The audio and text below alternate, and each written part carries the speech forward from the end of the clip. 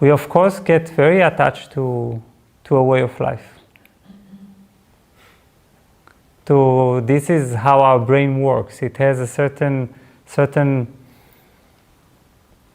elements that it begins to recognize as its comfort and availability, and it wants to repeat it forever. It really doesn't like whenever anything is shaken in this setting. That's why when we sometimes become old and we are deeply attached, our brain is deeply attached to a certain vision of exactly how things should be, even the slightest thing could make us go mad. I don't know if you've ever seen sometimes old people get enraged and completely shaken by one element moving in their setting.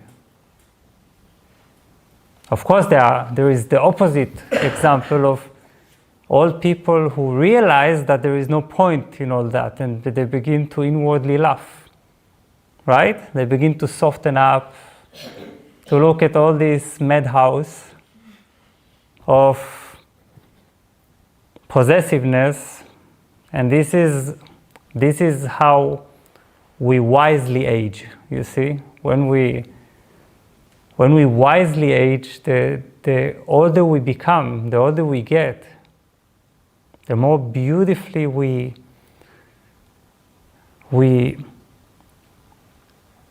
with the closeness of death, we understand. And we move from this state of a clenched fist to an open hand, letting things be as they are, letting them be shaken and laugh inwardly or outwardly. But the later example is more rare.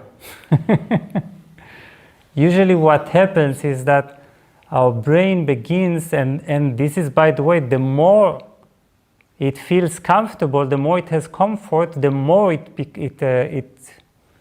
clings to it. The less flexible it is, because everything becomes exactly as it should be. And then suddenly we lose our bike, or the train doesn't come,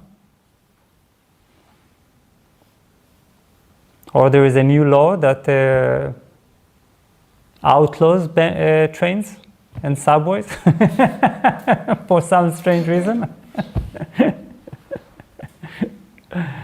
Or anything that we would like to see as our comfort, our safety, our fixed vision of reality.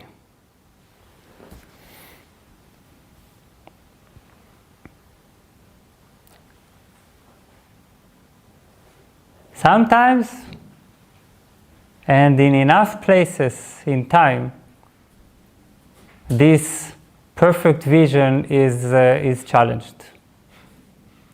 If you are sensitive, you realize that it's everywhere all the time. This danger is creeping in. This is something that destabilizes, or at least threatens to destabilize,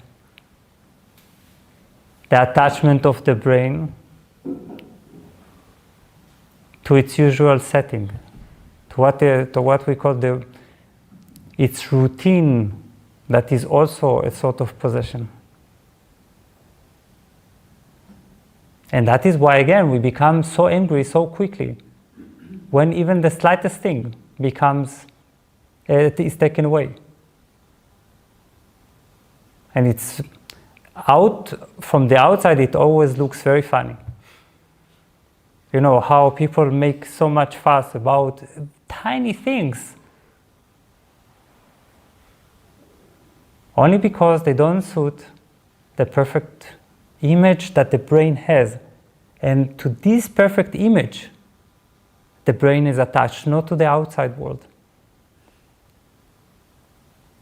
That is why, by the way, at times of war or other situations that are extreme, when the comfort is taken away, at the beginning there is a huge resistance, but then the brain realizes its unbelievable flexibility.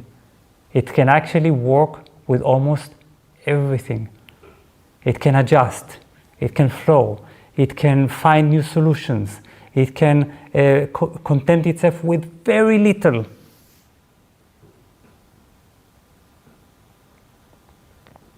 Sometimes we experiment with that. We go to faraway places with nothing. And then with no internet, with no this, that, and suddenly we say, hey, I don't really need all that.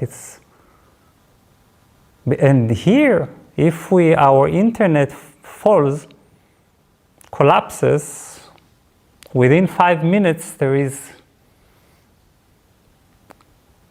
no less than hysteria, you see? What would I do without internet? What am I going to do without the cell phone? It's like the cell phone is, you see, we don't realize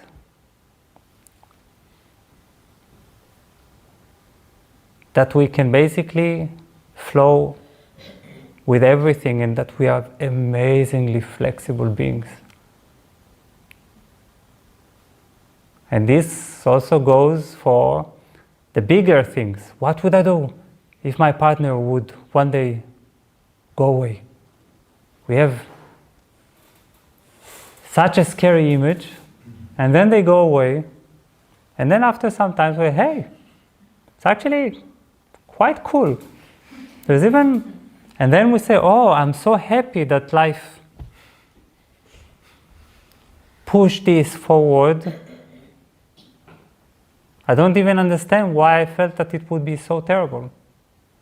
It's actually great. I feel free, I feel alive, and so on and so on and so on. So all the things we think are good for us are at least things that we don't really need. And sometimes they are even bad for us.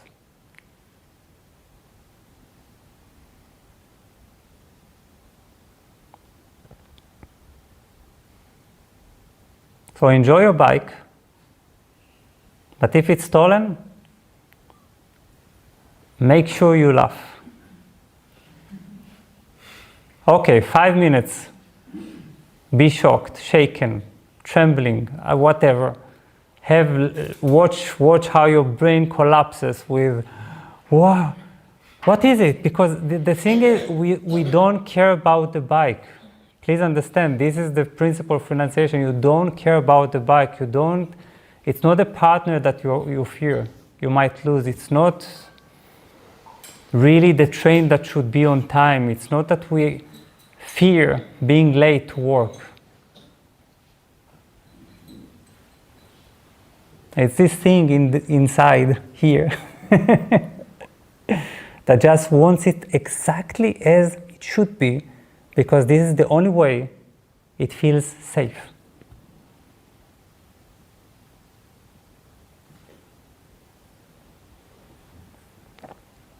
And the brain so quickly creates a reality and so quickly holds on to it. Like, this is life, that's it, don't take it away. Don't take it.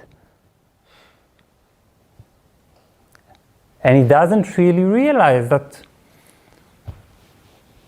mostly we are happier when this happens. We always find a solution. There's always a new path. And sometimes we are forced to be creative. You see? Otherwise we would not be creative, we would be just robots. So laugh. Remind yourself, oh, Life again has reminded me that what I think is mine has never been mine. So good luck for the guy that now took it and thinks that he has a bike.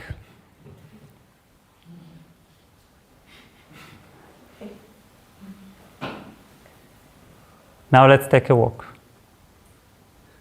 Then you begin to take a walk and you look everywhere and you suddenly feel life.